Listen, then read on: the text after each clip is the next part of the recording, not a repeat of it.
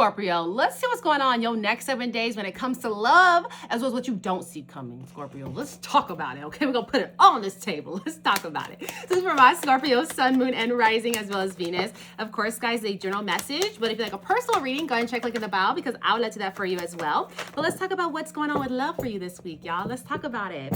So what I show here, oh, damn. Okay. Sorry, it just came out. Let me talk about it. So you have the Tower, the Devil, and the Lover's card. So what I really show here, okay, is that you are feeling the love this week, okay? You're feeling like it's abundant. You're feeling like you finally found somebody. You guys are in alignment. You guys may be feeling like it's like this is person that you can really have a long-term future with. It's feeling beautiful. And I love this for you. I love that you're feeling this. However, it really comes a time this week where you're going to hit a disappointment, okay? It's not to say that this is going to be over, but it's going to be something that disappoints you. And I can even see it even more because with the Lover's card, just kind of backing up a little bit, I always say that they're not holding hands completely because there's some type of hesitation that's happening here.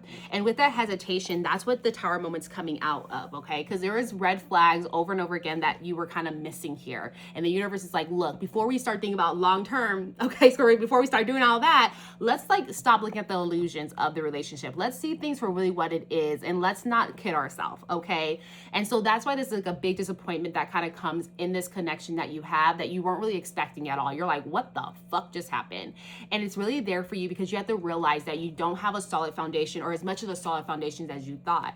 And so with not having that as solid foundation, it helps you to really re-look at love and rebuild yourself and rebuild what you think of love and things of that sort. And so nonetheless, it also points you to the direction of the Devil card because it also shows you that this is a pattern. You keep finding yourself in the same cycles. You keep finding yourself missing the signs and things of that sort. And so Spirit's trying to tell you there is something that needs to be worked on. There is a pattern. But what's great about the Devil's card is that you realize this week. You realize that this is a pattern. You realize that there's something needs to change. And you start to reflect on yourself. You try to figure out, what can I do to no longer have to deal with this? What can I do? Do I need to go to my shadow side? What do I need to do to make sure I don't keep encountering this where I feel like I'm fully in love, I'm fully vested, but then something pulls me back into myself or pulls me away from this other person because something just isn't feeling right. And so you start to work on yourself and you start to realize that you can rebuild, but instead of you rebuilding on another rocky foundation, now it's solid. Now you understand what you need and what you need to purge and what it's gonna take to really build something real with this person if you decide to continue that relationship, because it does feel like a really deep connection, something beautiful. But again, there's some type of Tower moment where you're like, something is no longer working for me. This is no longer serving me. There's something that needs to change if we're going to really continue this kind of connection. Or some of you guys might be like, F this. I'm going to work on myself and figure out what patterns I am, but this is not a relationship I need to be in. So take it how it resonates, but I definitely see it's going to be like an aha moment that you're going to have that's going to really make you reflect even deeper and figure out what can I do to better myself and better my future when it comes to love. Now, that's kind of what you don't see coming. I mean, I'm gonna say it, but let's see what you really don't see coming. Like, let's talk more about it. Let's see what's going on here. What's on our Scorpio see coming that they need to know about here? I'll grab one more card here. Okay, so you have the Judgment card, the Knight of Cups, and the Five of Swords. So you're going to realize, this is what you don't see coming, is that the person that you are in love with, right, the Lover's card, who was part of that, they weren't really supposed to be there forever, okay? They're there to show you something about your heart, show you something about your creativity, show you something within your soul that you need to really realize and help you to learn and grow from. And so that's why that Tower moment, the Devil's coming out here, because you're feeling like people are never there forever, and it's hurting you deep down inside. You might put on a show like, I don't give a fuck, but you care. We all know you care, Scorpio, okay? We care, we know.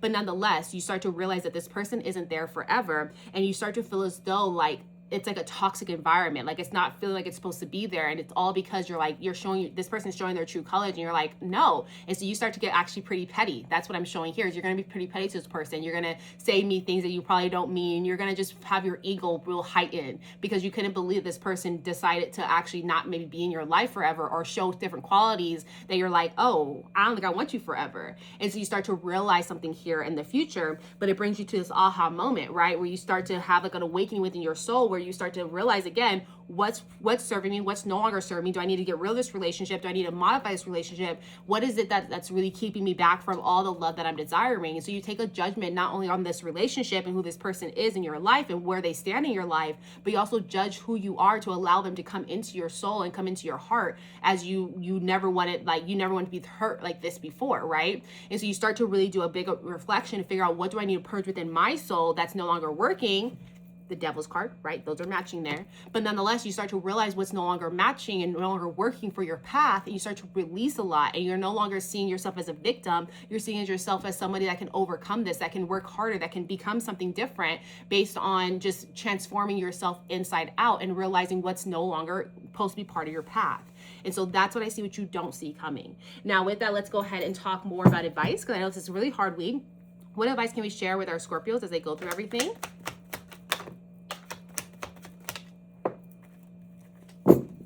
So what I have here for you is the Queen of Cups and the Three of Cups. And so what this is really showing me here, really showing me here, is advice Spirit's trying to tell you, is to step into your Queen of Cups energy. She's creative, she's nurturing, she nurtures her own heart and her soul. She's not hard on herself, she shows herself compassion. So when she feels as though something went wrong in her life, it's not her blaming herself, like, why did I choose this person, why? But instead, she uses that opportunity to transmute that pain into something beautiful, transmute those emotions that can get her all riled up, cussing everybody out, and transform that into an opportunity to really reflect within herself, give her the love that she needs, that she was missing from somebody else, and she's able to fill her own cup. She's not needing someone else to fill it for her, but from there she gets to decide, who do I want to pour my love into, because this is very much like a treasured cup. Not everyone can get my cup anymore. This is very much treasured. And so it's reminding you, and Spirit's trying to remind you as advice, is to step into that. Realize that your emotions can really take you away, and don't let them do that to you. Realize that you're bigger than them, and that all you need is to give compassion to your own soul, and that's going to really help you along the way. But not only that, it's the Three of Cups is coming out, so it's showing me that there is a reason to celebrate. It's like, take this moment of chaos, this moment of pain, this moment of like what the fucks and whatever, and take it as opportunities to be rejoicing for opening your eyes to a rocky foundation. Rejoice for it's showing you people's true colors, and you're not, like too much involved where you can't get out of it. It's trying to show you that there's reasons to be happy, and take these as lessons, as lessons learned, instead of just as like these tower moments and horrible yada yada. It's like, thank you so much, universe. I'm glad I see this person who they are. Thank you for letting me work on myself. I didn't realize I had that pattern. Thank you. Because the more you show gratitude, you don't let this all get you down. It's going to actually up level you, and it's going to bring you to the next level that you need to really attract the right love, so you're not dealing with bullshit no more. And it's not to say that this person that's, the Knight of Cups, that they're not going to come back around, because they definitely can, and they can turn to the King or Queen of Cups. But at this time, it's really just reminding you, is like, take those cups, take the things that you thought that you were giving to other people, and just cherish it, and take it as lessons learned in a positive way. And so that's really what I showed there. Now I do want to leave you off with an angel number as well as a yes no question. So go ahead and get that out. Think of your yes no question while I get your angel number here. What angel number can we provide here?